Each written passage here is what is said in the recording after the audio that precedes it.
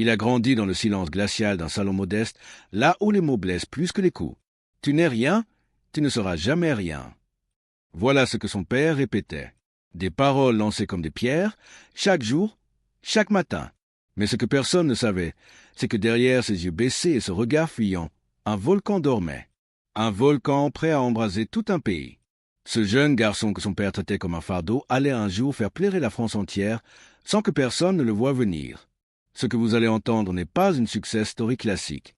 C'est une revanche intime, une reconstruction par les ruines et une voix qui allait devenir l'écho de millions d'âmes perdues. Mais avant de vous dire comment son visage est devenu omniprésent dans chaque coin de France, il faut revenir à ce moment précis où tout aurait pu s'écrouler. Charles Aznavour. Un nom aujourd'hui gravé dans la mémoire collective, résonnant dans les radios, chanté dans les mariages, pleuré dans les enterrements, étudié dans les écoles. Mais autrefois, ce nom ne valait rien. Juste une consonance étrange, presque inconfortable, qui faisait ricaner les professeurs, froncer les sourcils des employeurs.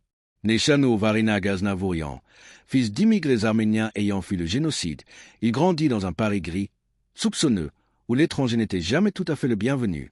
Son père, Misha Aznavourian, ancien baryton devenu restaurateur, portait la douleur du déracinement sur ses épaules voûtées. Sa mère, Knar, ancienne comédienne, tentait d'insuffler un peu d'art dans une maison saturée de fatigue. Mais l'art, justement, n'avait pas sa place à table. Et encore moins dans le cœur d'un père brisé, persuadé que son fils ne serait qu'un poids de plus à porter dans un monde trop lourd. Charles, lui, n'était ni grand, ni fort, ni sûr de lui. Il avait cette voix fluette, presque tremblante, et un corps frêle, souvent malade, qui semblait fait pour les ombres plutôt que pour la lumière. Quand ses camarades jouaient au ballon dans les rues, il écrivait des mots qu'il ne comprenait pas encore. Il les cachait sous son matelas, comme d'autres cachent des secrets honteux. À l'école, il trébuchait sur les syllabes françaises, se faisait corriger, humilier. À la maison, il n'était pas davantage écouté. Son père lui répétait « La vie n'est pas un rêve. Chante si tu veux, mais ne viens pas pleurer quand tu tomberas. » Ces mots étaient des menottes invisibles. Mais au lieu de l'enchaîner, ils devinrent des armes silencieuses.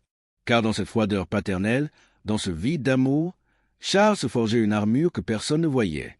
Il n'avait pas encore de public, pas de scène, pas de micro. Mais il avait une promesse, faite à lui-même, chaque soir, en silence. Un jour, tu m'écouteras. Et c'est cette promesse intime, presque désespérée, qui allait guider chaque note, chaque pas, chaque refus encaissé sans fléchir. L'histoire d'Aznavour commence là. Non pas dans la lumière, mais dans l'ombre. Non pas dans l'admiration, mais dans la honte. C'est ce contraste brutal entre le rejet familial et la naissance d'une passion brûlante, incomprise, qui façonnera l'un des artistes les plus universels que la France ait jamais connu. Car avant d'être une icône, il était un silence. Un silence qui rêvait de devenir chanson. Il est impossible de tracer une ligne droite entre l'enfant rejeté et l'icône adulée. La vie de Charles Aznavour n'a jamais été un escalier vers la gloire. C'était plutôt un labyrinthe de ruelles sombres, de portes fermées, de fenêtres entr'ouvertes par erreur. Adolescent, il abandonne les bancs de l'école, non pas par paresse, mais par instinct de survie. Le monde académique le rejette, comme s'il sentait déjà que Charles ne parlait pas leur langue. Il se tourne alors vers le théâtre, le chant, les coulisses de cabarets miteux où la lumière n'atteint que les visages maquillés. À 16 ans, il joue des rôles muets, porte des costumes trop grands, mais observe. Il absorbe tout. Les applaudissements, les silences gênés, les regards du public. Chaque soir, il rentre chez lui avec une douleur nouvelle et un verre de plus dans sa tête. Mais le destin, chez Aznavour, prend la forme d'un fracas. Ce n'est pas la découverte d'un talent, mais l'impact d'un regard. 1946, cabaret de Montmartre. Le public est distrait. Les verres teintent, les conversations couvrent les mélodies. Et pourtant, une femme le fixe. Petite, intense, le regard brûlant. Édith Piaf. Elle ne dit rien ce soir-là. Mais le lendemain, elle le fait appeler. « Tu viens avec moi ?» Pas de discussion. Pour la première fois, quelqu'un ne demande pas à Charles de se justifier. Ce regard de Piaf devient un phare dans la brume. Elle l'emmène sur la route, lui apprend la brutalité de la scène, les exigences du public, la cruauté du métier. Elle l'aime aussi, à sa manière, c'est-à-dire intensément et brutalement. Mais surtout, elle croit en lui. Et c'est là, dans cette relation d'ombre et de lumière, que Charles trouve la vérité. Il n'a pas besoin d'être aimé pour exister. Il lui suffit d'être entendu. Les années suivantes ne sont pas glorieuses. On le traite de second couteau. Trop petit, trop maigre, trop étrange. On se moque de son nom, de son nez, de sa voix rauque. Mais à chaque blessure, Charles répond avec une chanson. Non pas des cris de vengeance, mais des murmures de vérité. Il chante les ratés, les humiliés, les amours trahis, les hommes qui doutent. Il écrit pour ceux qu'on n'écoute jamais. Et c'est précisément ce que personne ne comprend au départ. Ce qu'il propose n'est pas du rêve.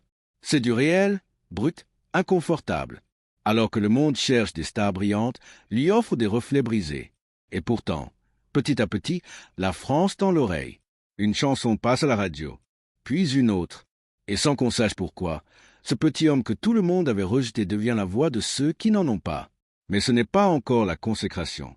Car au fond de lui, une question reste suspendue. Est-ce que mon père m'écoute maintenant?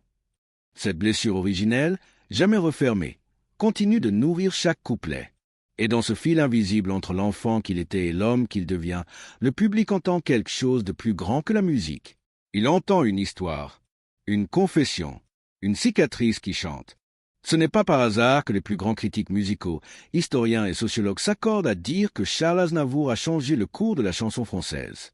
Le professeur Alain Grange, de l'Institut de recherche sur la culture populaire, déclare dans une conférence confidentielle « Aznavour n'était pas seulement une voix, il était une rupture. Il a forcé la France à écouter ce qu'elle ne voulait pas entendre, la vulnérabilité masculine, l'échec amoureux, la solitude déguisée. » Selon lui, dans une époque où l'homme devait être fort, viril, triomphant, Charles chantait les hommes qui pleuraient, qui doutaient, qui échouaient. C'était une révolution émotionnelle. Et cette révolution ne s'est pas faite sans heurts. Derrière chaque tube, chaque succès en apparence spontané, il y avait des mois de lutte. Peu savent qu'Aznavour réécrivait obsessivement ses chansons. Jean-Claude Forestier, ingénieur du son dans les studios Marigny, se souvient, il pouvait passer 10 heures sur une respiration. Pas une note, une respiration. Il me disait, ici, je dois donner l'impression que je retiens des larmes, pas que je respire.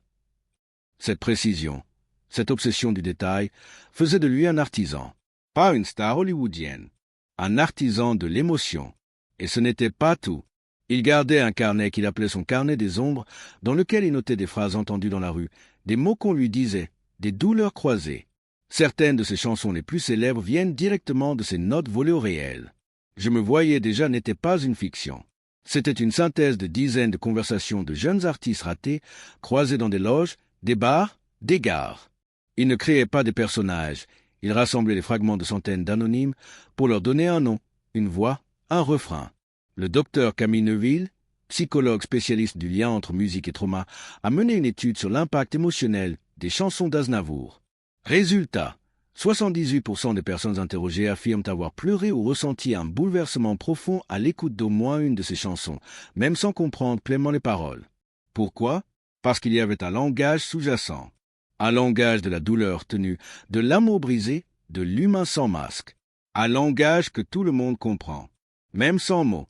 Ce que la majorité ignore, c'est que Charles Aznavour, durant les tournées internationales, rencontrait en privé des artistes débutants dans chaque pays. Il leur donnait des conseils, souvent en secret. Il partageait des techniques vocales, des structures d'écriture, des méthodes de mémorisation émotionnelle. C'est ce qu'on appelait en coulisses les leçons du fantôme, car il demandait que son nom ne soit jamais mentionné. Il ne cherchait pas la reconnaissance. Il cherchait la transmission. Comme si, au fond, il avait toujours voulu offrir aux autres ce que son père n'avait jamais su lui offrir, la validation. Et maintenant, imaginez ceci, des années après avoir conquis les plus grandes scènes du monde, alors que le nom de Charles Aznavour brillait aux côtés des légendes, une simple ligne dans une vieille chanson a commencé à éveiller la curiosité de quelques chercheurs. Et je meurs de vivre un passé sans pardon. Ce vers, discret, presque noyé dans une ballade oubliée, revenait comme un boomerang dans les analyses modernes. Certains musicologues y voient une confession codée, un aveu déguisé. Mais un aveu de quoi? Un sentiment de culpabilité? Un message au père qui ne l'a jamais cru? Ou autre chose? Dans ses carnets privés, dévoilés après sa mort par sa fille Katia, on retrouve des annotations troublantes, des références à des mots qu'il ne faut jamais dire, à la voix de l'enfant que je n'ai jamais été, ou encore « Le pardon est une illusion qu'on chante pour ne pas hurler ». Ces fragments, décousus mais brûlants, rappellent directement la violence du rejet initial. Ce n'était pas un simple conflit père-fils, c'était un vide existentiel. Et ce vide, Charles ne l'a jamais comblé. Il l'a simplement sublimé. Et si, justement, c'était ce vide qui avait fait de lui une légende, rappelez-vous le jeune garçon dans la cuisine, chantant à voix basse pendant que son père l'ignorait. Ce garçon n'a jamais disparu. Il vivait dans chaque performance. Il plairait dans chaque refrain. Quand il interprétait la bohème, ce n'était pas un hommage à un temps révolu. C'était une tentative désespérée de revivre l'instant où il avait cru, juste un instant, que tout pouvait s'arranger. Mais le passé ne revient pas. Alors il l'a transformé en chanson. Un producteur anonyme, qui a travaillé avec lui dans les années 90, a raconté qu'Aznavour refusait parfois de chanter certaines chansons pendant des années. Il disait qu'elles étaient trop proches, trop dangereuses, comme des cicatrices encore ouvertes. Un jour, avant un concert à Genève, il aurait dit en coulisses « Ce soir, je chante pour mon père. Il ne sera pas là, mais il m'écoutera. » Ce concert, filmé mais jamais diffusé intégralement, contiendrait des versions modifiées de ces classiques, avec des paroles légèrement altérées. Certains fans pensent que ce sont des messages cachés, des clés pour comprendre la vraie douleur qu'il portait. Et puis il y a cette lettre, écrite de sa main, conservée dans une enveloppe fermée, retrouvée dans un tiroir de son bureau à Maurier.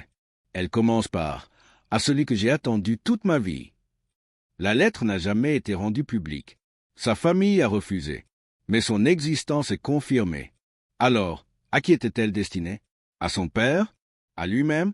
Ou à un Charles invisible, celui qu'il aurait pu être si on l'avait aimé différemment?